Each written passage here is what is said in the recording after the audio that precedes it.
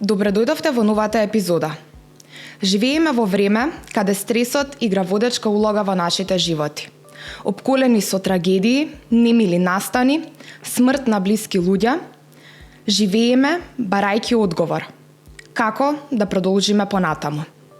Од овие ситуации најчесто се појавува посттравматскиот стрес, кој може да биде во најразлични форми. Важно е да се подигне свеста и да се помогне на секој на кого му е потребна психолошка помош. Бидејќи на крај на ден, сите ние сме само луѓе. Пред да ја представам мојата денешна гостинка, сакам да ви споделам дека оваа емисија е поддржана од пакетот за млади Вајбон на Шпарка се банка. Денеска со мене е лиценциран психолог, магистер и психотерапевт Розалија Секуловска. Здраво, Розалија, како си? Здраво, благодарам на прашањето. Добро сум. Ти благодарам уште еднаш што денеска се одважи на мојата покана и си тука да позборуваме малку за посттравматскиот стрес и како можеме да се соочиме со него и всушност и да споделиме некои совети од ваша страна. Најпрвин би започнала со тоа што е посттравматското стресно растројство и како се разликува од другите пореметувања. Односно, се извинувам, од другите ментални нарушувања. Сега јас стручно не го кажав баш, но повелете. Благодарам. Значи, посттравматското стресно растројство спаѓа во нашата класификација, дека спаѓа во групата на болести. Може секому да му се случи, значи не е битна возраста, може и на мали деца да им се случи, може да се случи во подоцнежните години, на 20, 30, на 60 години. Посттравматското стресно растројство е состојба која што е предизвикана од некој надворешен чин, од некое надворешно случување кое што е стресно за самиот човек, за самата индивидуа, и во тоа случување човекот интерпретира опасност. Дека постои некоја опасност закана во однос на животот, односно дека постои можност да се случи смрт или загуба или некоја сериозна повреда и веројатноста да понатаму се развие посттравматско стресно растројство е голема. Меѓутоа, дали ќе се развие или нема да се развие, сепак постојат понатаму начини како тече и како се развива и колку ние работиме или не работиме на себе. Значи, посттравматското стресно растројство првично е предизвикано од надворешен настан, кој што човекот го перципира, го интерпретира како траума. Не она што се случува надвор секогаш е траума, туку она што ние го интерпретираме, она што ние го преведуваме во нашиот склоп, тоа за нас е траума и после тоа доаѓа до мобилизирање на некои биолошки процеси во нашиот организам и после тоа веројатноста да се случи PTSD е голема. Така ги спомнавте настаните, за какви настани тука може да стане збор?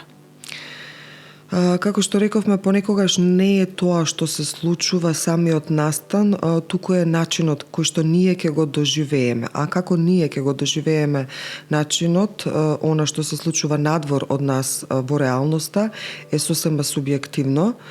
И тоа зависи од нашата возраст, зависи од нашата структура на личност, од нашата перцепција, будност, свесност и така натаму. Меѓутоа, сепак постојат некои настани, некои случувања кои што можеме да кажеме дека се стресори сами по себе, а со тоа се и големи индикатори да бидат иницијатори на траума, а понатаму и на PTSD. Тоа се, например, природни катастрофи, кои што ние не можеме да ги контролираме, едноставно се случуваат. Тоа се земјотреси, пожари, поплави, нешто што се случува од природата. Понатаму тоа може да биде живот во дисфункционално семејство, кога детето живее во семејство каде што постои физичко, вербално, психолошко, сексуално насилство, малтретирање, деца сопружници кои што се изложени на караници, напади, тортури, и колку тие траат подолго, колку е пролонгирано, толку е повеќе трауматски, повеќе е стресно, затоа го гледаме и време траењето колку тие траат.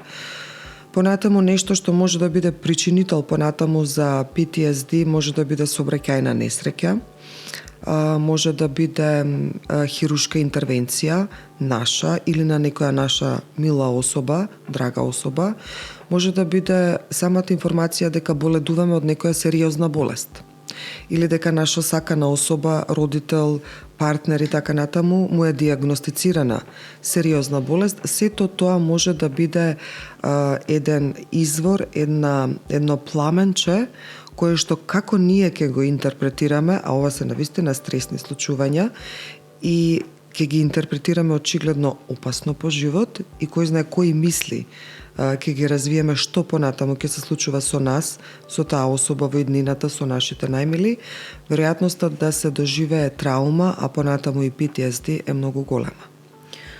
Тука ќе се поврземе и со самите симптоми кои се појавуваат при самото психолошко растројство, односно психолошкото стресно растројство, односно PTSD, посттравматскиот стрес, кога се појавува? Дали тој се појавува веднаш или има индиции за да се појави понатаму? Посттравматското стресно растројство не се јавува веднаш. Значи нешто кога се случува, еве да речеме земјотрес или некоја друга елементарна катастрофа, поплава, пожар, тогаш ние не сме во PTSD.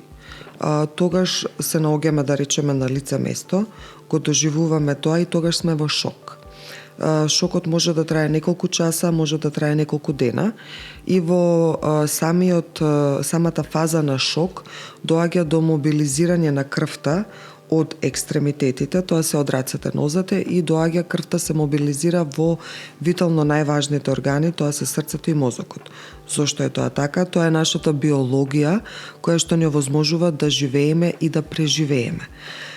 Тогаш во шокот когницијата е видоизменета, тоа значи дека ние не можеме да перципираме се, туку мозокот селективно биолошки перципира нешто, интерпретира нешто, ги прима дразбите, односно преку видот прима дразби од очите, прима олфакторни дразби од носот, мирисот, аудитивни од слухот, значи земјотрес, да речеме едно тектонско движење, може слушаме некои други звуци и сето тоа во тие некои куси, секунди, минути, нема време мозокот да го обработи адекватно, го залепува, како знае уме, биолошки го залепува. После фазата на шок, кога еве да речеме завршува, значи земјотресот, после фазата на шок човекот е смирен, меѓутоа може да тогаш ги мобилизира пак капацитетите да продолжи да се врати во секојдневниот живот. На родителските функции да одговори, на работата, ако е студент да се врати во студентскиот живот и обврските и така натаму. Меѓутоа, моментот на борбата, колку ги мобилизира капацитетите, зависи од неговата резилиентност, зависи од неговата психолошка отпорност.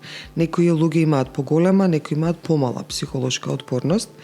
И понатаму, после тоа доаѓа до некоја ладење на организмот, кога веќе почнуваме несвесно да го обработуваме тоа што ни се случило, па дури и свесно да го обработуваме, за разлика од други кои што знаат да го потиснат.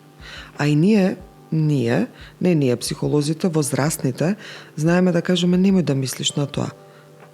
Бил земјотресот, била загубата, си бил на погреб, остави го, тоа завршило, немој да мислиш. И со самиот момент немој да мислиш, луѓето се обидуваат да го решат проблемот на тој начин што јас нема да мислам. Туку го заклучуваме на некој начин и го оставаме на страна. Во несвесното. Го потиснуваме во несвесното, го ставаме тука некаде, меѓутоа тоа е пак тука некаде. Не е разрешено.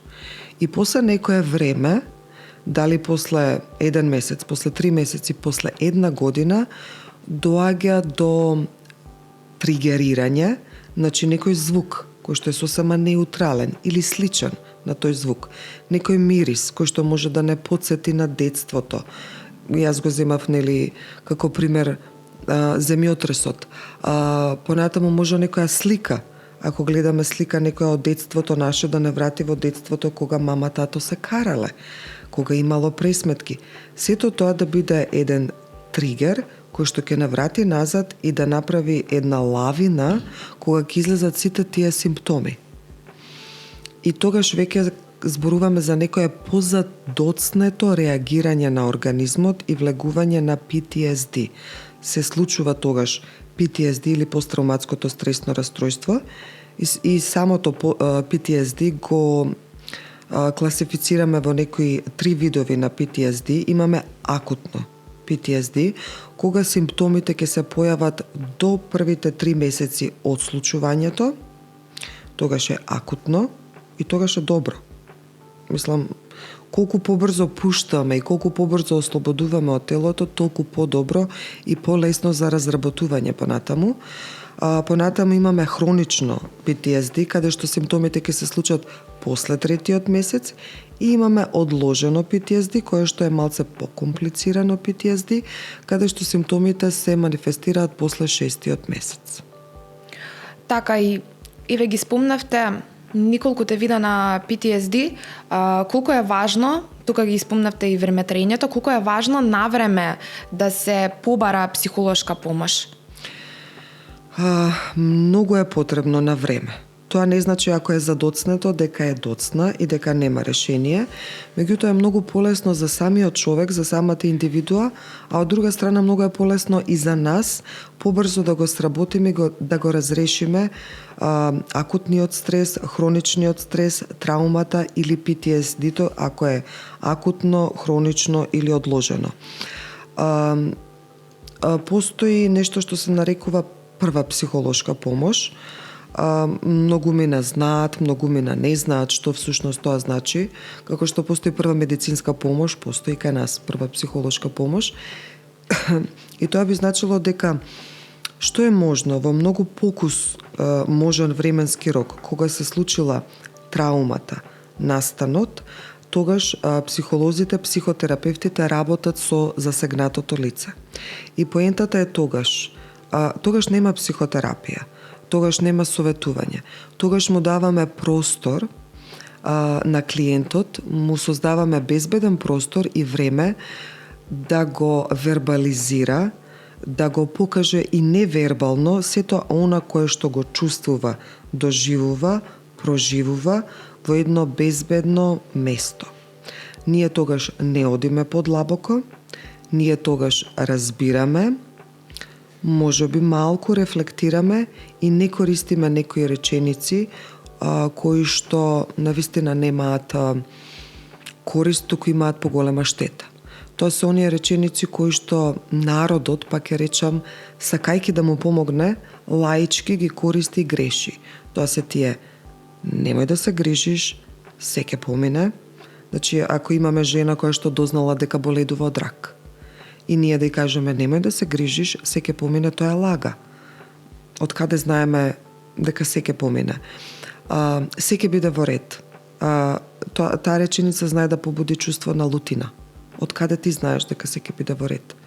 Значи, таквите реченици се забораваат, туку кажуваме како се чувствуваш, во ред е така да се чувствуваш, покажи го тоа, доживеј го, вербализирај го, затоа што кога вербализираат, отвараат други порти на комуникација и кога ќе се слушнат, се враќа траумата. Например, моментот на соопштување дека жената е болна од рак.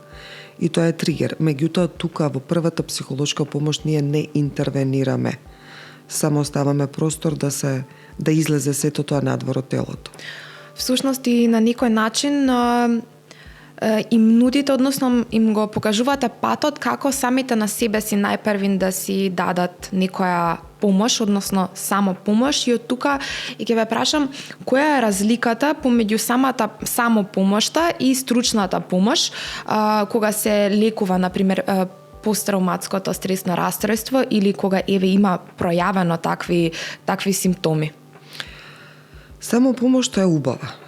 колку човек знае да си даде самопомош, понекогаш и не знаеме што треба да правиме, понекогаш и немаме сила тоа да го направиме. Во фокус се самите симптоми, самата дезорганизација, стресот, анксиозноста, затоа што PTSD спаѓа во групата на анксиозни нарушувања. Тогаш човекот е вознемирен, агитиран, преживува, когницијата е стеснета, има некои интрузивни мисли, возбуден, едноставно не може да функционира. Прашањето колку тогаш ние можеме да си дадеме самопомош е дискутабилно. Оние кои што може да си дадат самопомош како ајде да се погрижам малце за мене, да се запрашам дали јас сето ова сега можам да го носам со себе, дали ова е многу голем терет за мене, дали можеби треба да намалам нешто и да се погрижам за мојот сон, да спијам квалитетно, да се хранам. Забораваме да се храниме квалитетно, да јадеме полесна храна. Тоа е првата самопомош. Ако некоја особа, без разлика, пак ќе речем, е во години и користи хронична терапија за притисок, за диабетес, за тироидеа и така натаму, да се подсети или најблиските од околината да го подсетат дека ти имаш хронична терапија препишана и мораш да ја примаш на време. Понатаму да поминува повеќе време во природа, да побара од најблиските, партнерот, семејството, најдобрите пријатели, да го сподели тоа. Меѓутоа, ако сака, колку сака и на кој начин сака тоа да го сподели. Тоа е значи онаа грижата за себе. Меѓутоа, понекогаш, и тоа најчесто, доколку траумата е голема и доколку имаме веќе PTSD, самопомошта значи дека или била игнорирана, или не била соодветна, или не била доволна за да се надмине нешто што е многу сериозно, кое што ние сме го доживеале, еве, например, смрт, загуба. Тоа е стрес број 1, кога ќе загубиме најблиска особа, родител, партнер, и така натаму. Ние колку и да се обидуваме да си самопомогнеме, понекогаш не можеме да си самопомогнеме. Тоа е најсилната траума. И веројатноста да понатаму ќе се отворат полиња за работа, тоест ќе се случи PTSD, е огромна. Тогаш, да се побара помош, па ќе речем што е побрзо, е многу подобро, иако е подоцна, не е доцна.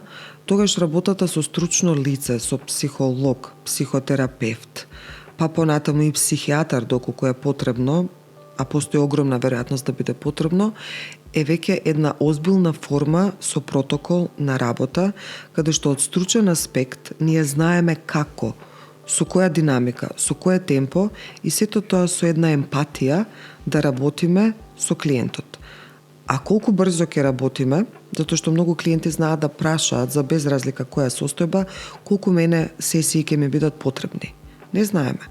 Значи, тоа е некое неблагодарно прашање, затоа што темпото на работа го диктира самиот клиент.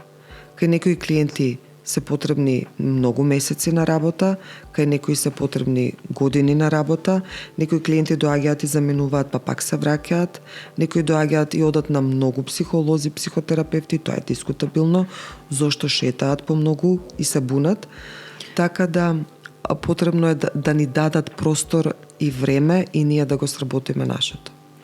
Така, спомнавте дека многу техники како би можеле само помошта тука да како можеме самите, нели, односно лицата кои што се соочуваат со PTSD да си помогнат без претходно, нели, да знаат дали тоа им се случува или не. Тоа се некои тригери тука, нели, тригери на депресија и на анксиозност можат да бидат, но еве дали постојат некои уште додатни вежби или техники лицата да можат да ги преминат, односно да ги применат, например дали контролираното дишење, дали физичката активност може да помогне кога ни се случуваат вакви трауми.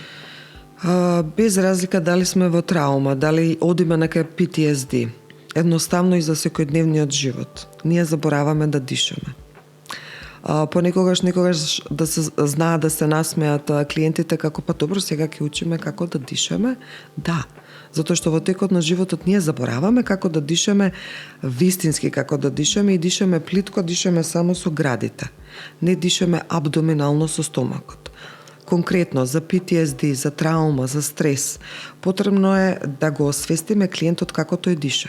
Најчесто диша плитко, особено кога е вознемирен, особено кога се случува флешбек. Например, има земјотрес и му доаѓа флешбек, значи тоа е некоја слика кога трча, се руши или гледа како некој го губи животот. Тогаш велиме смири се. Врати се тука и сега. Ајде да дишеме. Замисли како во стомакот имаш балон. И сега како што вдишуваш низ носот, почувствувај како воздухот, кислородот влегува низ сите органи за дишење, како доаѓа во стомакот и како балонот се шири и кога издишуваш, може да издишуваш на уста, балонот се собира, од балонот излегува воздухот, излегува низ уста. Многу е битно кога вдишуваме и го полниме балонот, тоа да биде со свое темпо, секој има свое темпо, а кога издишуваме, тоа да биде многу подолго. Јас ја правам вежбата заедно со вас. Тоа може да се искористи кога имаме некој стрес, сега ќе излезам на телевизија, сега ќе одговарам пред професор или нешто што за нас не е стресно, ајде малце врати се диши. Затоа што кога дишаме при стрес, ние дишаме на уста, онака вознемирено, внесуваме многу повеќе кислород, тогаш се прави она вртоглавица, затоа што не му треба толку кислород на организмот и велиме затвори устата, диши низ нос. И за да ја намали количината на кислород, знаеме да кажеме затвори едната ноздрва, диши низ едниот нос, низ едната ноздрва, затвори другата, диши низ другата, за да намалиме количество на кислород. Спомнавте спорт, физичка активност, секогаш е добре дојдена. За здрав живот, за здраво ментално здравје, физичката активност е секогаш добре дојдена. За траума, PTSD, не да е добре дојдена, пожална е. И тогаш му оставаме избор. Што сака? Сака да трча, да плива, јога, фитнес, пилатес, аеробик, одбојка, кошарка, каде се пронаоѓа да тренира, затоа што убаво рекол Габор Мате, нашето тело се помни. Нашата клетка се помни. Само ние не можеме да ги најдеме патиштата каде е тоа во мозокот складирано. Кога ќе спортуваме, сето она што се наталожило во нашето тело како кортизол, хормонот на стрес, хормонот на траума, ние му даваме можност сега да излезе од телото. Зошто кога сме под траума, зашто кога сме под PTSD, под стрес, велиме, најчесто главата ме боли. Затоа што сме многу во глава. Тоа се оние овертинкери кои што многу размислуваат и тогаш им велиме на нив еве техника, пишувај, стави го сето тоа на хартија. Измислени се многу дневници за ментално здравје. Пишувај, цртај, користи кој медиум сакаш. Оние кои што велат, имам тука тежина во градите. Зошто баш во градите? Тоа е она срцето, она чакра, срцевата чакра, каде што тука се затвараме и се обидуваме да контролираме, а кога ќе се затвориме немаме проток. А потребно е да бидеме проточни. Затоа можеме најчесто, понатаму во работата, па дури во првата психолошка помош, постојат различни видови и техники. Една од техниките е да се истапкаме. Значи да ги ставиме рацете на градите и секој со своето темпо да се истапка. Како помага тоа? На што значи ова? Тоа би значило да се вратиме, например, сликата кога јас сум била вознемирена, сум видела сообраќајна несреќа, некој ги затвара очите, оние луѓе кои што имаат потреба од контрола не ги затвараат очите, тогаш им велиме остави ги полуотворени очите или отвори ги очите и тапкај. Меѓутоа тапкај со свое темпо.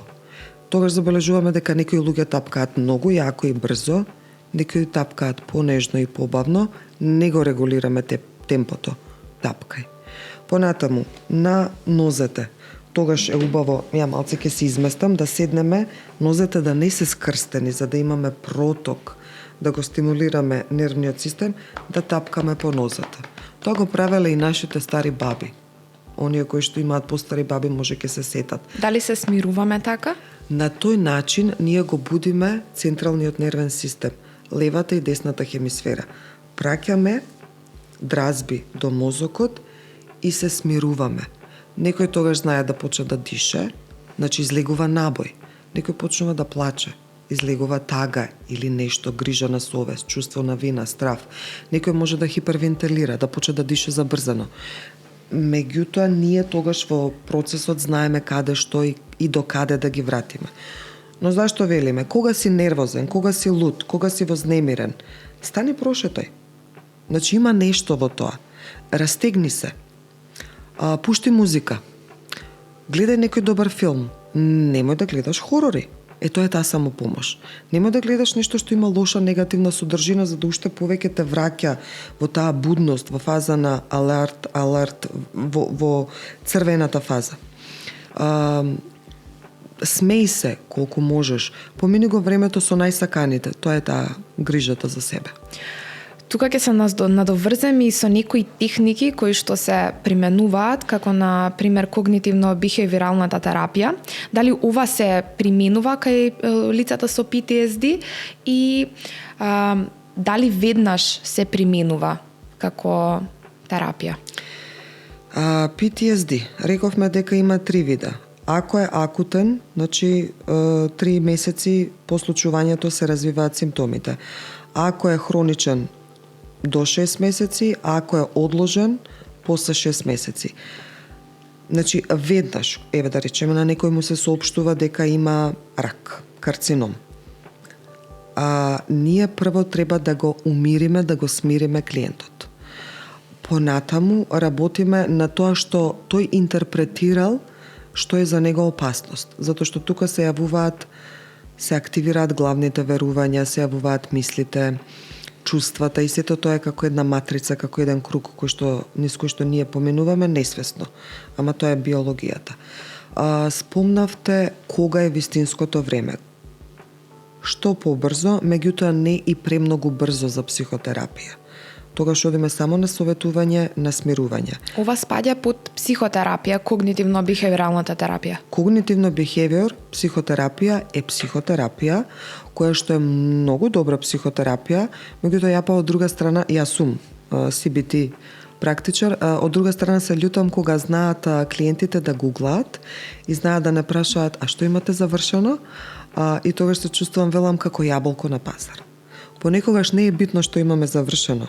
Многу е битно, затоа што ние многу имаме завршено, повеќето психотерапевти имаме многу психотерапевски школи завршено и кога работиме мултидисциплинарно.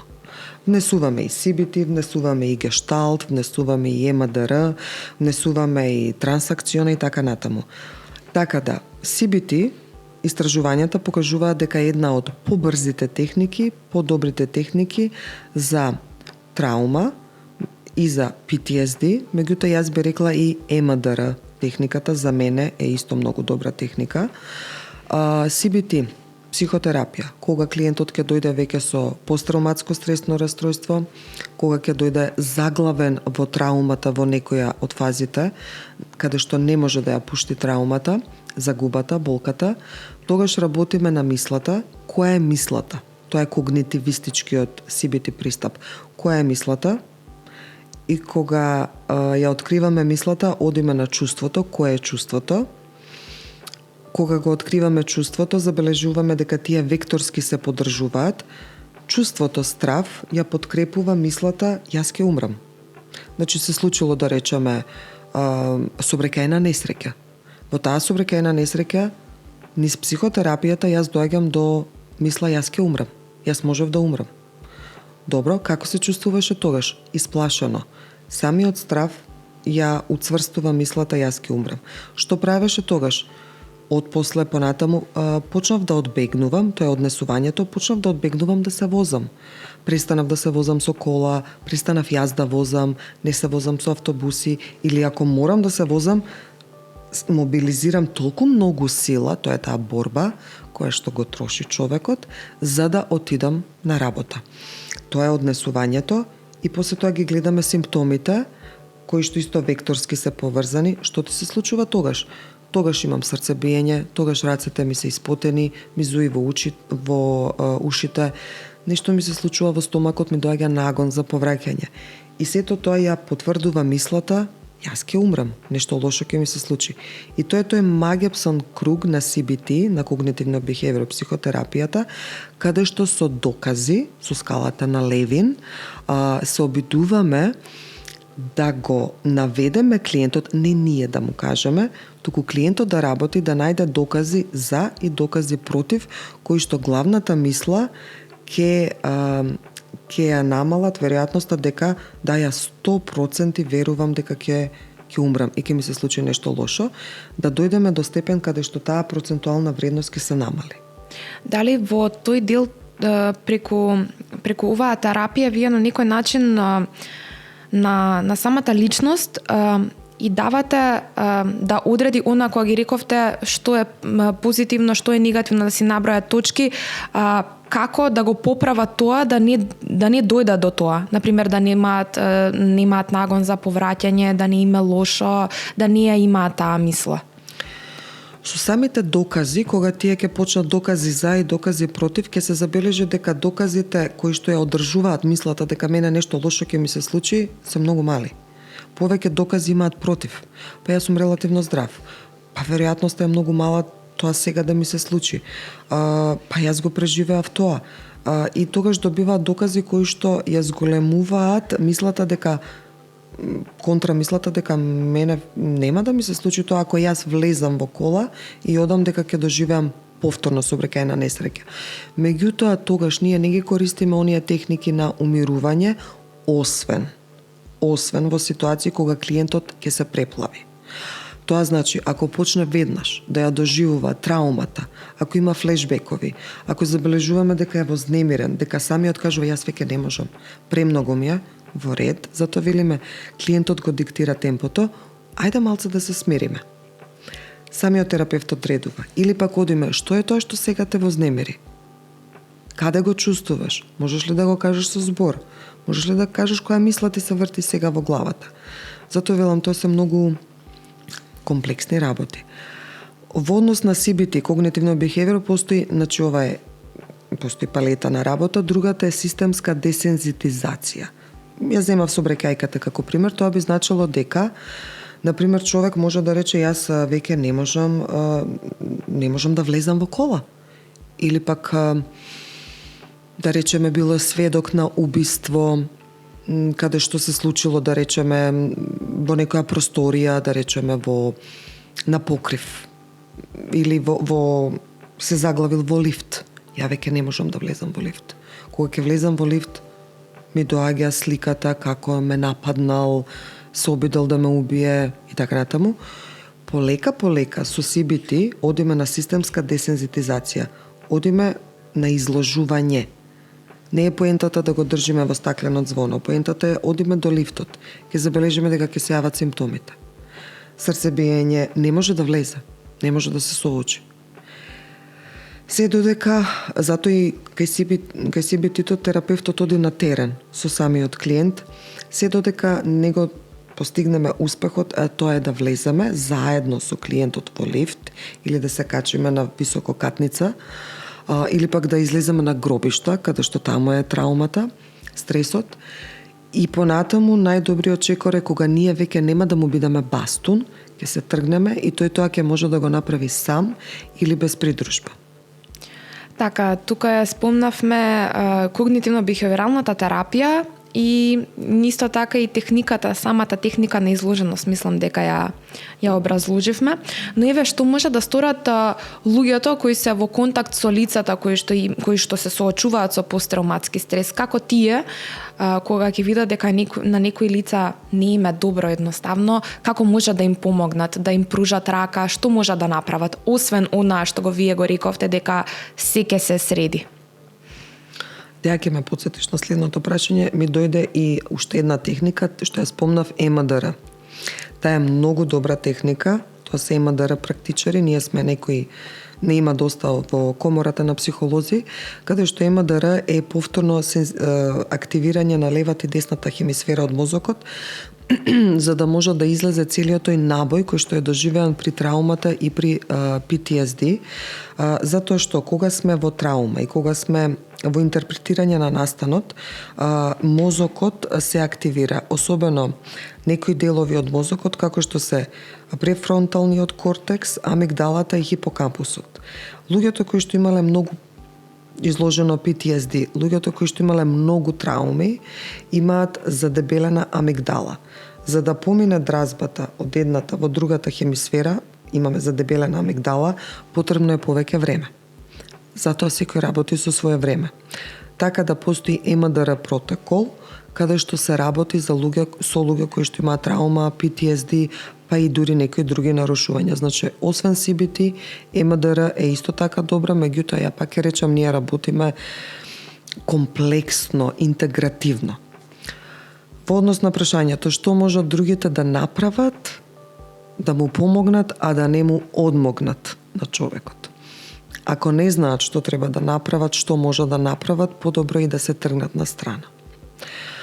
Како што рековме на почетокот, дека прашањата немој да се секираш, се ќе биде во ред. Не мисли на тоа, не се прашања кои што се посакувани прашања. Во ситуациите на посттравматско стресно растројство и траума, потребно е да има личноста околу себе луѓе. Тоа е социјалната поддршка, тоа се ресурсите. И ние токму тогаш ги потсетуваме ресурсите, родителите, партнерите, сродниците, пријателите да бидат тука. Понекогаш е доволно само да бидат тука, да му обезбедат на човекот да каже, да се исплаче, да ги каже сите оние работи кои што сака да ги сподели со нас. Ние не бараме на почетокот да оди во детали, затоа што тоа е веќе ретрауматизација. А што се случи, што виде, да не ги споделува всушност деталите со нивните блиски. Ако не му доаѓа, нека не ги споделува. Или ако ги споделува, ние не го запрашуваме, а што беше тоа таму, а што виде, како ти беше? Не, затоа што ќе направиме секундарна траума, ретрауматизација, туку го ставаме тој едноставно да го изнесе тоа. Понекогаш молчиме со него, понекогаш сме рамо за плачење, понекогаш сме поддршка, понекогаш доволно е да кажеме не она те разбирам, туку можам да те разберам како се чувствуваш. Јас не те разбирам 100%, меѓутоа можам да разберам како се чувствуваш. Понекогаш подобро и да таа поддршка, ако забележиме нели дека нешто сериозно се случува и подолго се случува, да му понудиме помош, стручна помош. Понатаму да поминуваме заедно повеќе време во природа, да се грижиме, како што рековме, да го потсетиме ако пие хронична терапија, да се обидеме, да внесеме радост, пак зависи која состојба станува збор. Значи, понекогаш да оставиме нашата интуиција да не води што да правиме, а што да не правиме со блиската особа. Тука ќе се навратиме на претходните работи што ги зборувавме, а тоа е само сочувство и како може да се користи како алатка за справување во посттравматскиот стрес. Што е всушност само сочувство? Само сочувство. Потребно е, значи, да се грижиме за себе, да разбереме она што се случува во нас, она што се случува надвор од нас. Сите оние чувства кои што ќе се јават, страв, срам, грижа на совест, чувство на вина, лутина, сето тоа е во ред. Сето тоа да го пуштиме како знаеме и умееме, кога ќе ни дојде и преку кој медиум, дали тоа ќе биде зборот, дали тоа ќе бидат соматизациите, значи да го пуштиме, да не го држиме во нас. Да разбереме дека особата поминува низ некој процес, некој биолошки процес. Најчесто воените лица знаат да имаат изложеност на многу трауми на PTSD. Така да оние моменти дека она што не убива, не прави појаки, не е баш тоа туку така, туку тоа ја намалува нашата резилиентност, тоест психолошка отпорност. Затоа она што се случува му даваме простор и време да го сработиме или да го сработиме со некоја друго компетентно личност. Само сочувството, тоа не значи дека јас себе си се само сожалувам. Туку дозволувам, давам процес и време да нешто помине низ мене. Наспроти тоа, постојат луѓе кои што ќе речат не. Нема време за тоа. Ќе се свртам јас во работа и ќе го потиснам. Тоа е дефокус. Тоа прави поголема штета. Затоа што после 6 месеци, 1 година, тоа ќе се врати. Како рабер бенд, како нешто неочекувано ќе се врати. Доволно да има некој надворешен тригер, да помине на телевизија некоја слика, некој филм, некоја дразба, некој мирис, кој што ќе наврати и ќе речеме што е сега ова. Ова е тоа кој што си го потиснал и си се дефокусирал. Само сочувство, само грижа за себе. Меѓутоа, и кога поминуваме низ фазите на загуба, низ жалење, ние имаме фази нели на ритуали, обреди, нели она кога го загубуваме, го губиме блискиот човек, и не случајно кажуваме имаме 7 дена, имаме 40 дена, 6 месеци, 1 година, 2 години, некаде и до 4 години. Тоа се тие ритуали каде што самите си дозволуваме, си даваме простор и време да јас сочувствувам со себе и со својата болка за она што го губам. И му давам време на другиот да помине. Тие ритуали, не случајно народот ги измислил, тие се лековити ритуали. Го даваат процесот да ние се собереме тука и да бидеме заедно. Да го споделиме тоа заедно. Таа болка, некој ќе молчи, некој ќе плаче, некој ќе зборува, некој повеќе, некој помалку. Тука сме сите заедно, за 7 дена, за 40 дена, пак за 2 години. Меѓутоа за 2 години ќе забележиме дека би требало интензитетот на болката да се намали.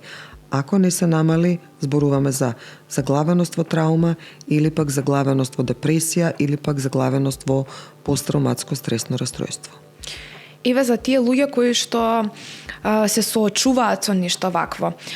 Имаат, размислуваат, еве, например, да започнат терапија, но имаат страв, не знаат каков е процесот, не стапиле во контакт никогаш со лице кое што би им помогнало, што би ги посоветувале? Точно, има многу лица кои што на почетокот кога доаѓаат бараат информација, јас стварно не знам што ме очекува. Кога се оди на психијатар, знаат што ги очекува.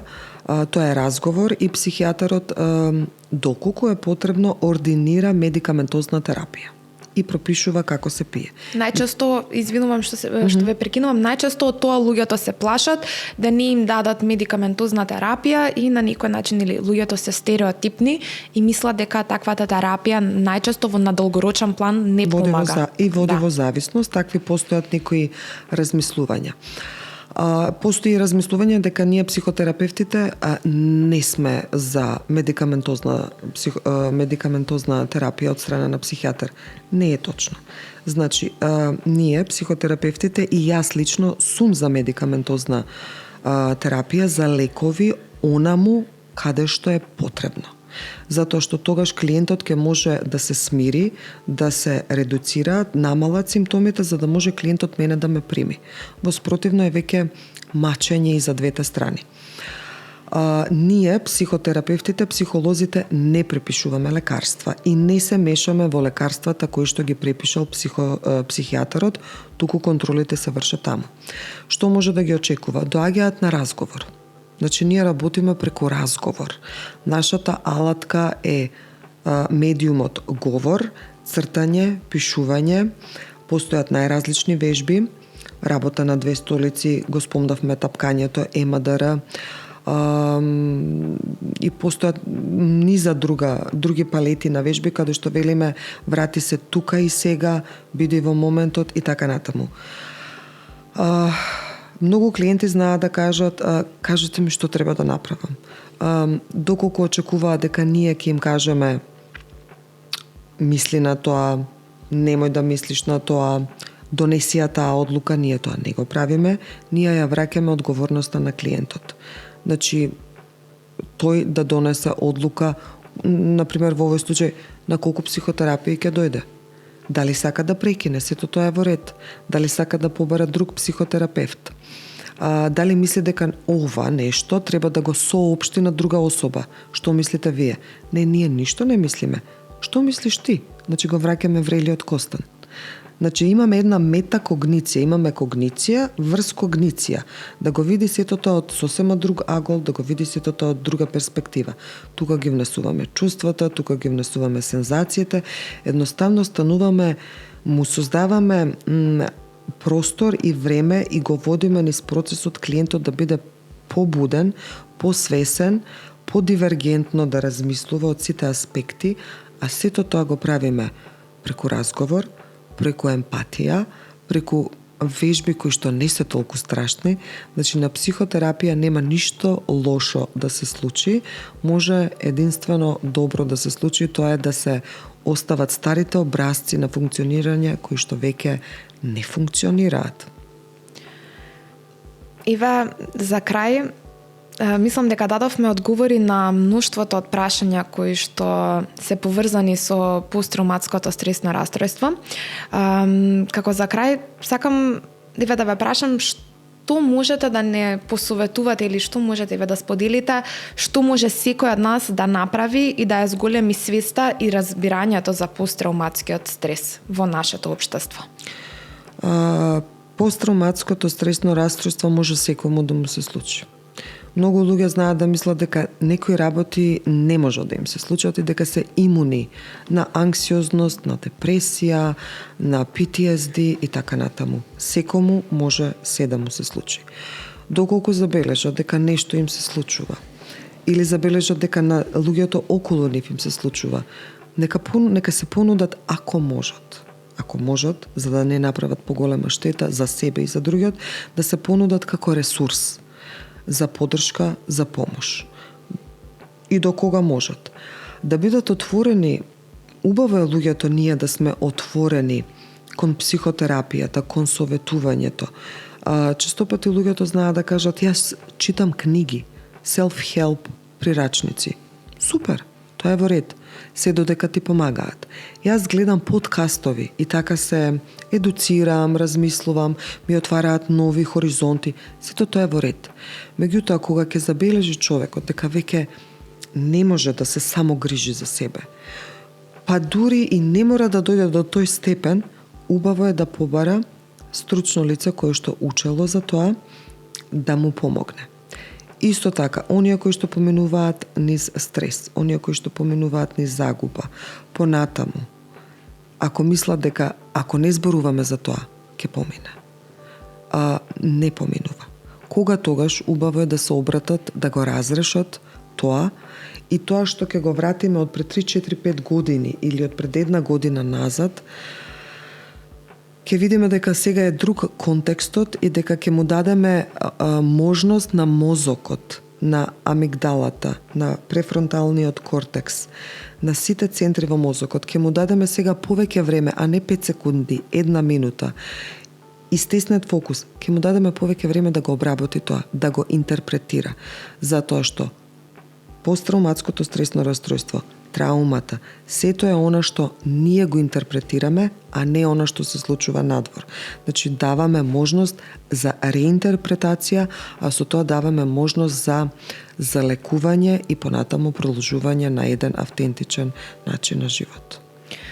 Ви благодарам на исцрпните одговори. Ви благодарам денеска што бевте моја гостинка. Тука ја заокружуваме оваа епизода. До сите гледачи и слушатели, нека вашите белези бидат потсетник за вашата храброст и истрајност, бидејќи најсилните луѓе се оние кои покрај сите потешкоти продолжуваат напред. Како за крај, нашата поддршка Шпарка се банка, водена од своите стратешки заложби за верба во иднината, силно се залага за поддршка на младите и вложува во нивната иднина, односно нивниот развој и финансиска стабилност. Ние се гледаме во следната епизода. Довидување.